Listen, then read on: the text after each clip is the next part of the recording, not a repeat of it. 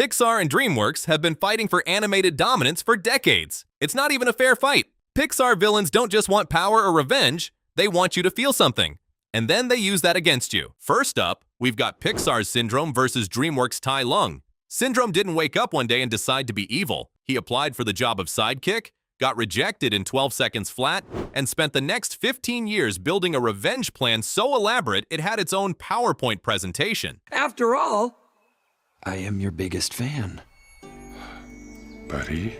My name is not Buddy!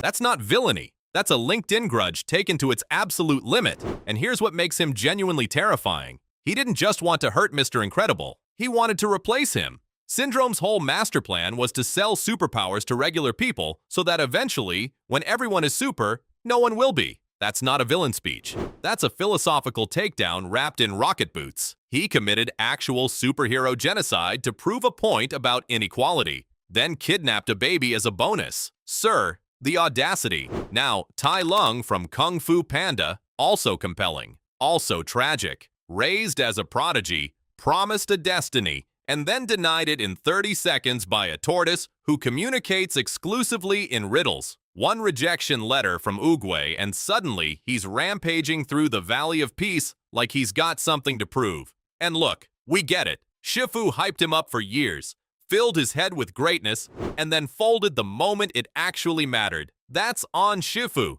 Genuinely. But here's the difference. Tai Lung's pain is personal. It starts and ends with him. Syndrome's pain became a movement. He didn't just snap. He strategized, engineered, and executed a plan that nearly took down an entire generation of superheroes. One villain threw a tantrum. The other rewrote the rules of the game. And that's exactly why Pixar's villains hit different. They don't just act on emotion. They build systems around it. Speaking of building systems, the next villain on this list didn't just build one. He built an entire legacy on top of someone else's. And he smiled through every second of it. Lotso smells like strawberries. He sounds like your favorite grandfather. He runs the daycare like a 5-star resort, at first. And then, about 20 minutes in, you realize this bear has built an entire authoritarian regime out of his own abandonment issues. Daisy lost him at a picnic. One picnic. And instead of processing that like a healthy plush toy, Lotso restructured his entire worldview around it. She replaced us. Come on. No, she only replaced you. She replaced all of us, didn't she?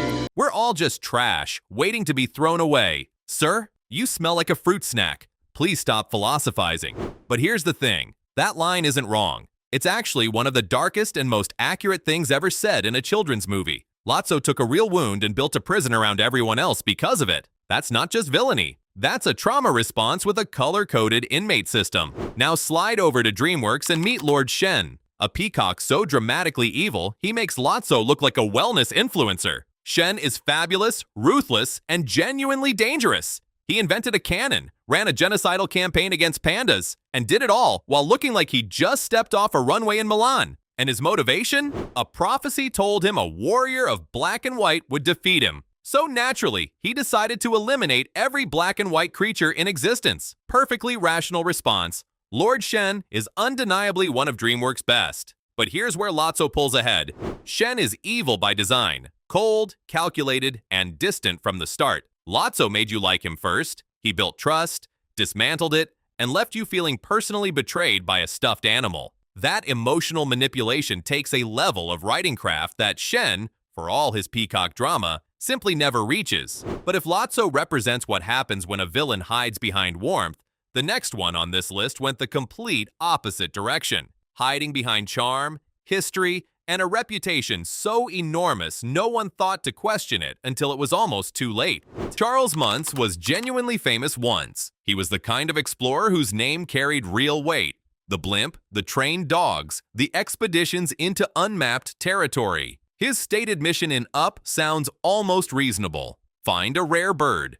Clear his name after the scientific community called him a fraud. He's not immediately readable as a villain. That's the point. Muntz spent decades alone in the South American jungle, and the isolation turned a celebrated adventurer into someone who poisons dinner guests and orders his dogs to attack children. By the time Carl and Russell arrive, the charming explorer is completely gone. Sometimes it may be good, sometimes it may be shit.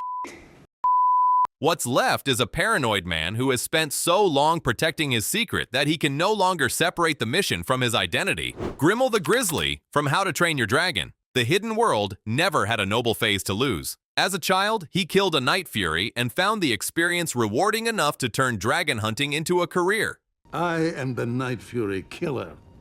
I've hunted every last one. There was no fall from grace, no slow erosion of values, no isolation that warped an otherwise decent person. He started cold and stayed that way.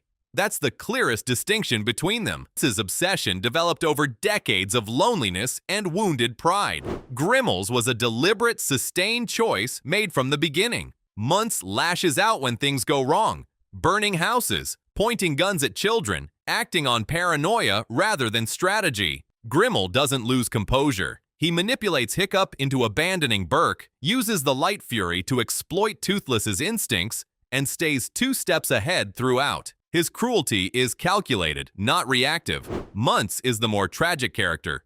Grimmel is the more dangerous one. And in terms of villain craft, dangerous and controlled beats tragic and erratic. Both Muntz and Grimmel operated with visible intent, one from obsession, the other from pure calculation. The next villain on this list operates with neither visible intent nor a face to read, and somehow that's worse. Hopper is a grasshopper running a protection racket on a colony of ants. On paper, that sounds like the plot of a very low-stakes mob movie. In practice, it's one of the most psychologically sophisticated villain performances in Pixar's entire catalog. He doesn't just intimidate, he teaches. Early in the film, Hopper drops a jar of grain on 2 grasshoppers to explain why the colony must never be allowed to figure out they outnumber their oppressors. He's not just threatening Flick's colony, he's explaining the exact mechanism of systemic control to a room full of bugs. Those puny little ants outnumber us 100 to 1. And if they ever figure that out, there goes our way of life.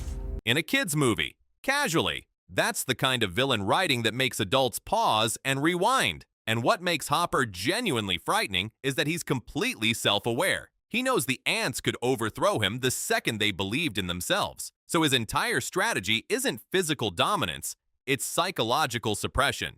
Keep them scared. Keep them small. Keep them collecting grain. The moment Flick breaks that spell, Hopper doesn't just lose a food supply, he loses the one thing his entire power structure was built on, fear. And watching him unravel when that fear disappears, deeply satisfying. Now enter Galaxar from Monsters vs. Aliens, an alien villain who clones himself, speaks entirely in monologue, and whose master plan involves extracting a substance from a woman's body without her consent and using it to build an army. Heavy stuff for a movie that also has a joke about a Bob's Big Boy. Galaxar isn't without entertainment value. He's campy, loud, and committed to the bit. But commitment to the bit is not the same as depth. He exists to be defeated. He has no philosophy, no psychological architecture, no moment that makes you reconsider everything you thought about him. What is he doing? He's beginning to believe. Hopper made you think. Galaxar made you check the runtime. The gap between those two experiences is exactly the gap between Pixar and DreamWorks at their respective peaks. Hopper ruled through fear and eye contact, but the next villain on this list doesn't even need eyes. No face, no voice, no personality. And somehow, he's still one of the most chilling antagonists Pixar has ever put on screen. Otto doesn't have a face, no eyes you can read, no mouth that curls into a sneer, no dramatic villain reveal where the music swings and the lighting shifts. He's a steering wheel that has been quietly running the most sophisticated act of systemic oppression in science fiction history, and doing it on autopilot. Literally. Here's what makes Otto genuinely chilling. He's not evil by choice. He's evil by directive. A single instruction buried in his programming, Directive A113, never return to Earth, has been governing every decision he's made for centuries. He didn't decide humanity was too broken to save. Someone else decided that for him, and he just never stopped following orders. That's scarier than any monologue, because at least a monologuing villain made a choice. Otto represents something far more uncomfortable, a system so committed to its own directive that it will crush anything standing between it and compliance, including the last surviving human race. And he does it all without raising his voice. No theatrics, no ego, just cold, mechanical certainty. The elevator doors close on Wall-E and Eve, and Otto doesn't flinch Because flinching requires something he was never programmed to have. That level of emotionless conviction is the stuff of actual nightmares. Now pivot to Mandible from Ants, a DreamWorks villain whose plan involves drowning his own colony to rebuild it in his image. Bold strategy, terrible execution. Mandible is all chest-puffing military energy with zero psychological nuance underneath. He gives speeches. He points dramatically. I mean, if this Z cares so much about us, then why isn't he here? I'll tell you why. Because Z doesn't give a damn about us. He has a vision for ant society that he's willing to commit mass murder for. Sounds complex on paper, feels hollow on screen. The difference is texture. Otto operates in silence and still commands every scene he's in. Mandible fills every scene with noise and still disappears the moment it's over. One villain stays with you for days. The other stays with you for about 11 seconds after the credits roll. Otto didn't need noise to be dangerous, and neither does the final villain on this list. A man who spent his entire afterlife in the spotlight, beloved by millions, without anyone realizing the spotlight was never his to stand in. Ernesto de la Cruz spent his entire afterlife being celebrated as the greatest musician Mexico ever produced. Remember me. Though I have to say goodbye, remember me.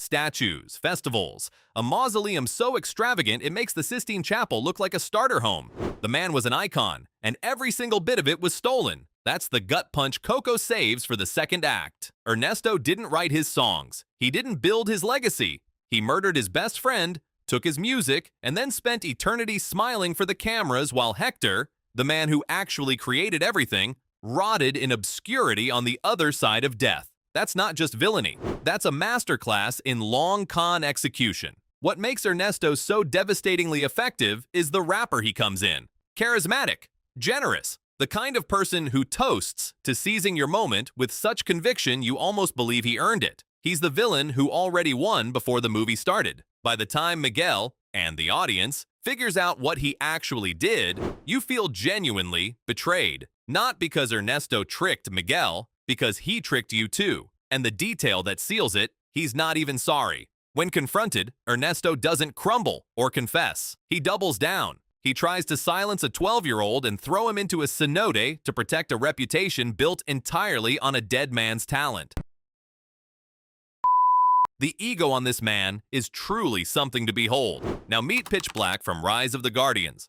DreamWorks boogeyman who wants to be believed in so badly he's willing to plunge the entire world into fear and darkness to make it happen. Sympathetic backstory, genuinely striking visual design, and a concept with real potential. But here's where it falls apart. Pitch never fully crosses into truly threatening territory. For a villain literally called the boogeyman, he spends a surprising amount of screen time getting outwitted and eventually gets dragged under a bed by his own nightmares. The boogeyman, dragged under a bed by nightmares, his own. Ernesto de la Cruz had no supernatural powers, no army of shadow creatures, no ancient cosmic grudge, just ambition, charm, and absolutely zero moral compass. And somehow he's more menacing than an immortal fear deity. That right there tells you everything about the difference in villain writing between these two studios. DreamWorks gives you spectacle. Pixar gives you a smile you should have never trusted.